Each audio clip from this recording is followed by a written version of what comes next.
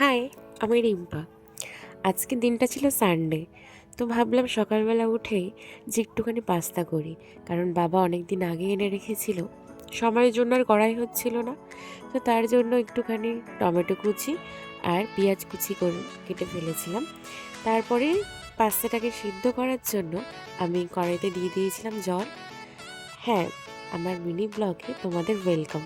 তো এখনও যারা আমার চ্যানেলটাকে সাবস্ক্রাইব করোনি তারা প্লিজ একটু সাবস্ক্রাইব করে দিও।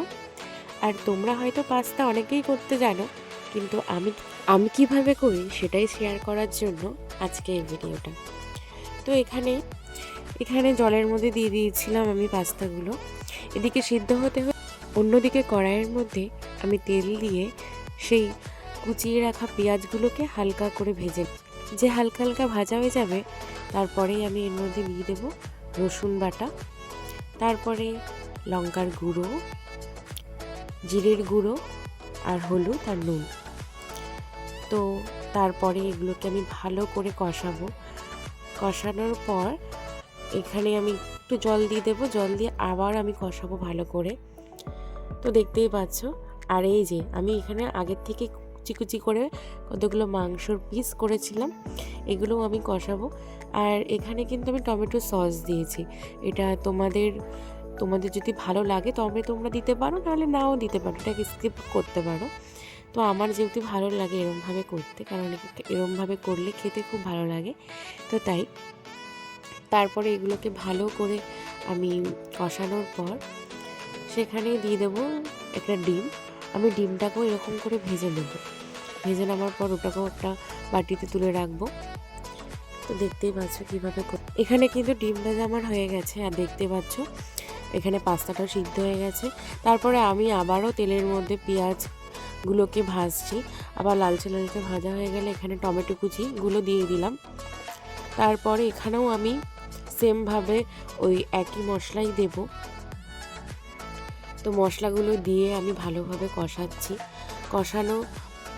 কষাতে হবে ভালো করে, যতটা ভালো করে মশলা কষাবে ততই কিন্তু টেস্টি হবে।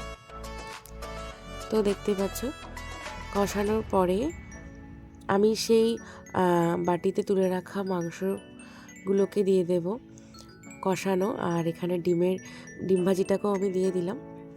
তো এইগুলো সব ভালো করে কষানোর পর আমি এখানে কিন্তু আবার টমেটো সস দেব এখানে, কারণ আমার এমনি টমেটো সস এমনি ভালো লাগে না, এরকম করে কষানোর সময় এরকম করে দিলে তাও ঠিক আছে, কিন্তু আমি এমনি খাই না, তো তাই জন্যই।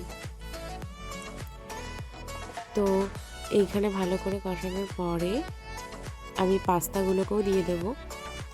পাস্তাগুলো দিয়ে ভালো করে নেড়ে চেড়ে তারপরে পরিবেশন করব।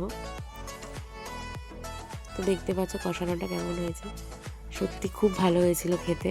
তো তোমরাও কিন্তু ট্রাই করো এরমভাবে, আশা করি খুব ভালো লাগবে খেতে। তো আমার কিন্তু এখানে পাস্তা অলমোস্ট রেডি হয়ে গেছে।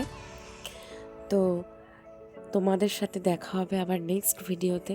তো তোমরা জানিও যে ভিডিওটা কেমন হয়েছে, আর ভালো লাগলে প্লিজ একটু পাশে থেকো, একটু সাবস্ক্রাইব করো, আর এসএমএসের মাধ্যমে জানিও যে তোমাদের ভিডিওগুলো কেমন লাগছে, তাহলে এরকম ভিডিও করতে আমি আরও বেশি ইন্টারেস্ট পাবো।